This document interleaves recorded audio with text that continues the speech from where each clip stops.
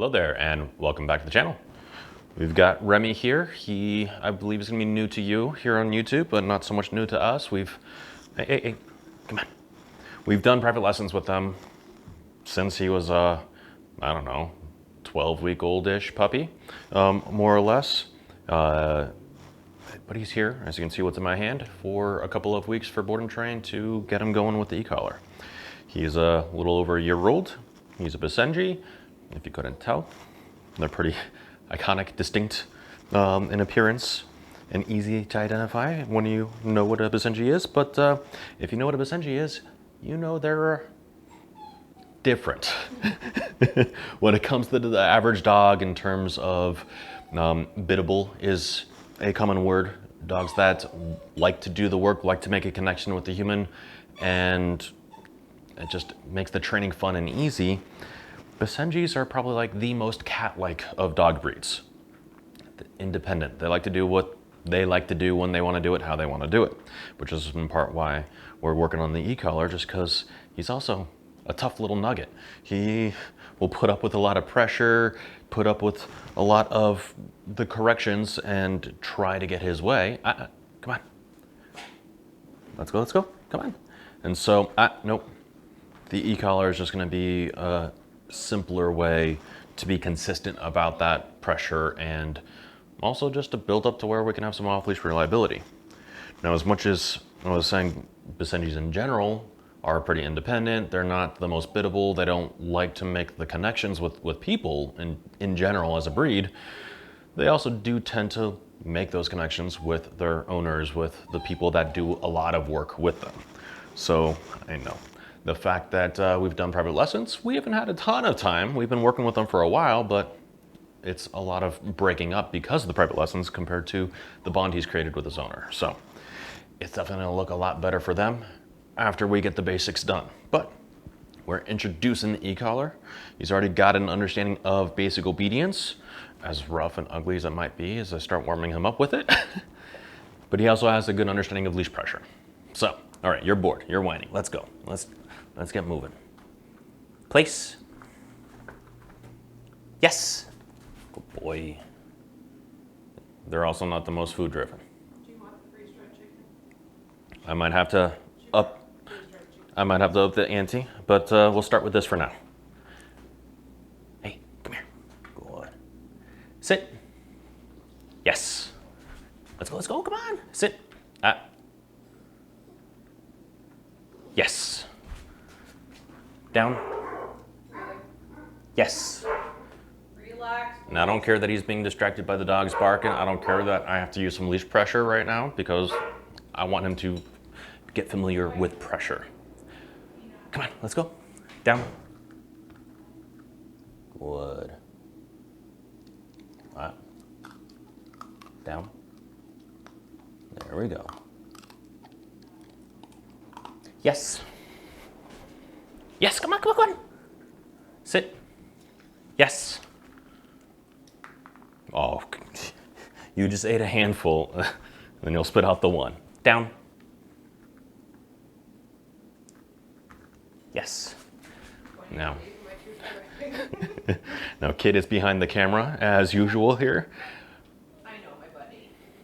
You need to focus. But he's got a better bond with Kate than he does with me, which is why he's staring so fondly in that direction towards you guys behind the camera there.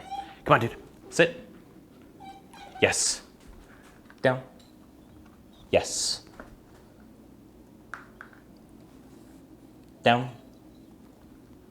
Yes. All right. Good boy. Hey, nope. So I'm gonna let him get a little bored again. Quick little warm up, just so that it's not like we put on the collar and start using it and he understands that this collar gives me that feeling. This is not the first time he's worn the collar. We did it a while ago when we first talked about it with the owners, and he arrived yesterday for these 2 weeks and just did a little warm-up session, some more obedience than what I just did now while he was wearing it but never using it. This is the first time he's gonna be feeling it. As always, it's really low. I have it set to 1. If you couldn't tell, he's also wearing the micro, so nope. Remi, come on. Good. Nope. He's wearing the micro, which has an even more reduced feeling per level here compared to the regular mini. So level 1 on the micro here. Wouldn't expect him to feel it. The main reason for using the micro is not so much for reduced sensation, it's just the size. He's a little dog, smaller box. A little less weight on his neck. Not that these things are very heavy to begin with.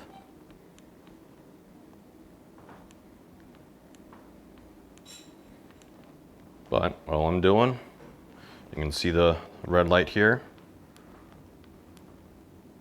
You might be able, depending on his angle, see the red light on the box there. I'm just hitting the button on continuous.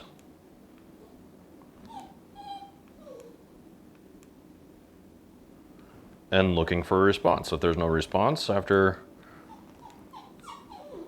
a few presses, then I'm going to turn it up 1 level. I'm already up to level 8 now.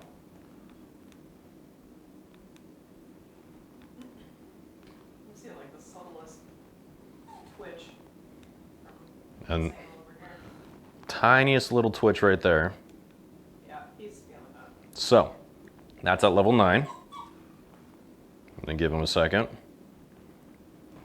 I'm not looking for like a shock and awe, like, oh, or anything like that. Just, I want to be aware that he's feeling it. I'm gonna make sure that leash pressure is not gonna get in the way. I turned it down to 8. I'm just gonna wait for him to move so that, or to stop moving. Hi. Oof. Is this boring? I know. This is probably the most boring part of most training. Oh, nope, hold on. Hey, relax. Are you gonna take a seat again? Thank you. Good.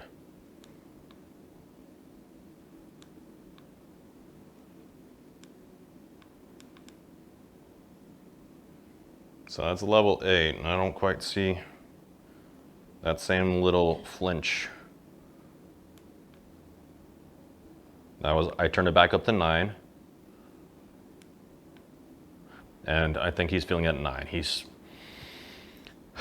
just being a stereotypical Basenji and extremely stoic and not really going to show a single signal, really, that he's feeling it, except for the most subtle bits.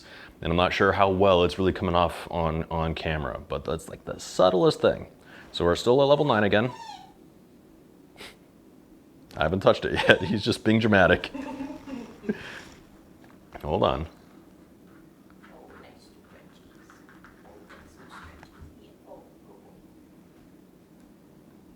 And there's a little, just like a muscle spasm.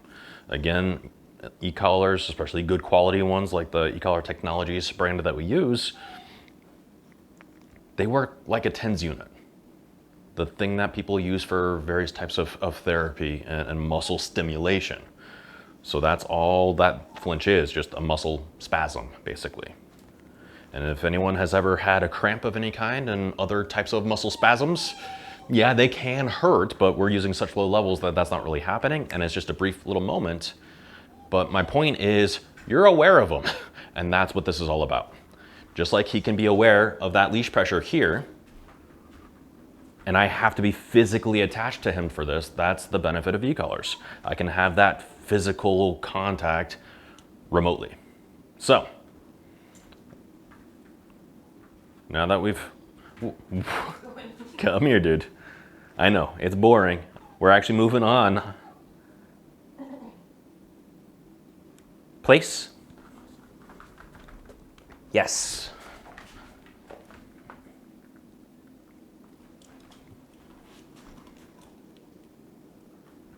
Place.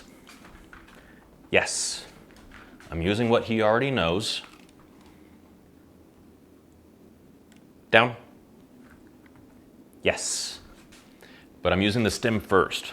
I make a big deal in the program that it's always your voice first, leash last. And technically when he understands this, it could be your voice, then maybe the stim. The whole point of our whole process is to make sure our voice has the most power. But for him to understand this new thing, I know I'm talking again, this new sensation, I want to use it first and then the stuff that he already knows. Place. Yes. No. Come on, Remi, let's go. Good. Sit. No. Sit. Yes. So on a repetition like that, I used the button, it's on continuous, so I held it down until he finally did the sit. All of that time, this was going for a solid up to 10 seconds, but I think that was more like 5. Down. Yes. I'll use my voice, I'll use the gesture, and then it gets the leash pressure, and once he's finally there, all pressure goes away. Remi, I know, it's the most boring thing ever when I keep talking to the camera. Sit. Yes. Sit. Yes. Down.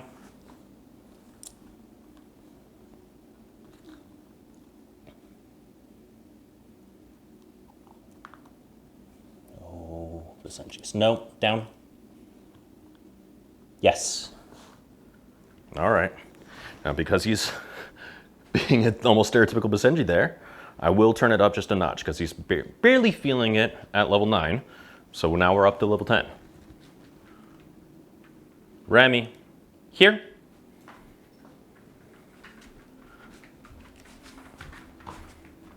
Yes. Good boy. Place. Oh, Good. Yes.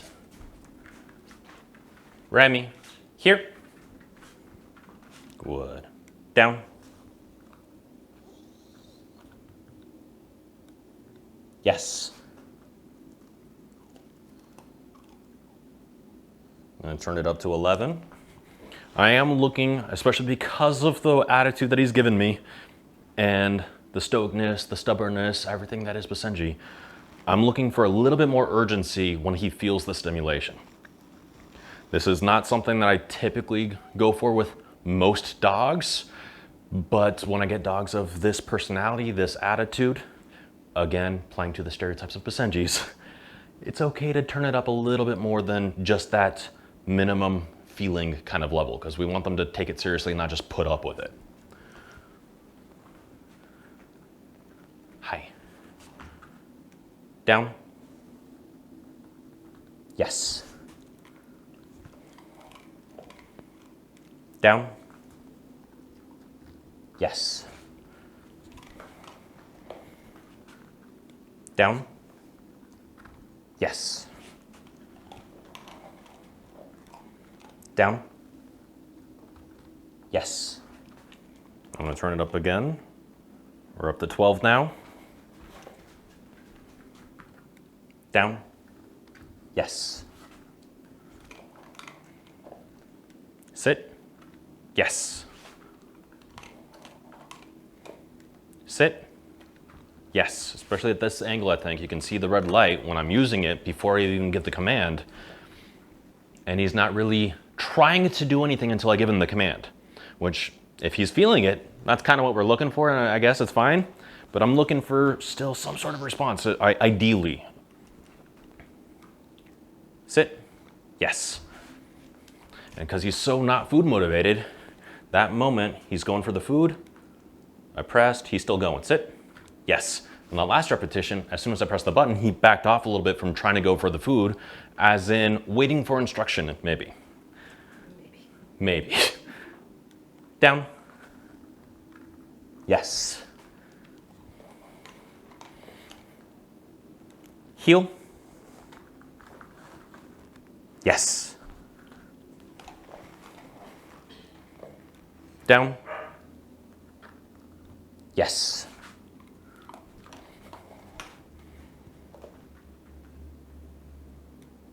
Heel. Yes. For more sensitive dogs, I probably wouldn't be holding the button like you're seeing me do here with Remi. It might be just a quick little tap and then I'm moving into the instruction. Here. And this right here, he's feeling the pressure. Yes. physically and electronically, and there's not much response and urgency. So I am going to turn it up further. We're up to 13 now. Here, yes. I'm not sure if he was in frame for that, but there was the tiniest little flinch when I used the pressure there. Here, yes. But in particular, with recalls right there, compared to the earlier ones I had before using the e-collar, much more direct, much more response.